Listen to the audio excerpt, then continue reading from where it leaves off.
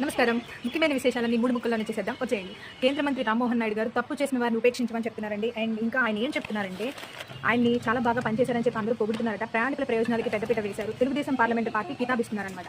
ఆయన అతి తక్కువ సమయంలోనే పరిస్థితులను సాధారణ స్థితికి తేవడంతో పాటు ప్రయాణికుల ప్రయోజనాలను కాపాడేందుకు ప్రాధాన్యం చాలా బాగా ఇచ్చారట. ఆయన రీఫండ్, రీబుకింగ్, బ్యాగేజ్ల అప్పగింత, టికెట్ల ధరలపై తగ్గింపు ఇలాంటి మెయిన్ విషయాలపై శ్రద్ధ తీసుకున్నారు. అండ్ 99% రీఫండ్, 90% బ్యాగుల అప్పగింత కూడా పూర్తయిపోయింది. సచివాలయం విలేకరుల సమావేశంలో మన ముఖ్యమంత్రి చంద్రబాబు నాయుడు గారు చెప్తున్నారండి, మన జీఎస్టీపీ చాలా బేష్ అని చెప్తున్నారు. 18 నెలల కష్టంతో ఆర్థికానికి ఊపిరి పోసామని చెప్తున్నారు. సంక్రాంతి నుంచి అన్ని సేవలు ఆన్లైన్లోని రిజిస్ట్రేషన్ డాక్యుమెంట్ ఇంటికే పంపాలి. ఆర్టీజీఎస్ పై సమీక్షలో సీఎం చంద్రబాబు గారు తెలుపుతున్నారు. ప్రభుత్వం చుట్టూ తిరిగే పని లేకుండా మనమిత్ర వాట్సాప్ యాప్ ద్వారా గవర్నెన్స్ అందుబాటులోకి రావాలి అని చెప్తున్నారు.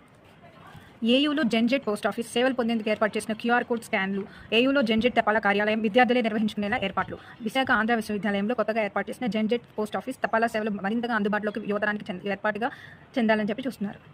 చలి గుప్పెట్లో మన్యం, అరకులో 3.6 డిగ్రీల ఉష్ణోగ్రత. స్టీఫెన్ హాకింగ్ గారు ఒక మాట చెప్తున్నారు, జీవితంలో మనం చేయగలిగింది ఏదో ఒకటి ఉంటుంది, అది సాధించే వరకు మనం వెనకడుగు వేయకూడదు, మన జీవితం ఇచ్చిన చంపకూడదు, పట్టుదలతో దాన్ని సాధించాలి అని చెప్తున్నారు.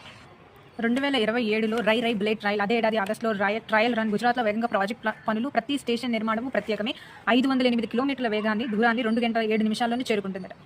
స్క్రబ్ టైఫస్ జ్వరాల వల్ల చాలా మంది మరణాలకు గురవుతున్నారంట. ఇది చిగ్గర్ మైట్ అనే కీటకం కుట్టడం వల్ల ఈ తరహా జ్వరాలు వస్తాయంట. సో ప్లీజ్ అందరూ జాగ్రత్తగా ఉండండి. ఇది కుట్టిన తర్వాత నల్లమచ్చ, దద్దురు మాదిరిగా శరీరంపై కనిపించే జ్వరం వస్తే స్క్రబ్ టైఫస్గా అనుమానించవచ్చట. వచ్చి 3 రోజుల వరకు తగ్గకుంటే వెంటనే హాస్పిటల్కి సంప్రదించండి అని చెప్తున్నారు.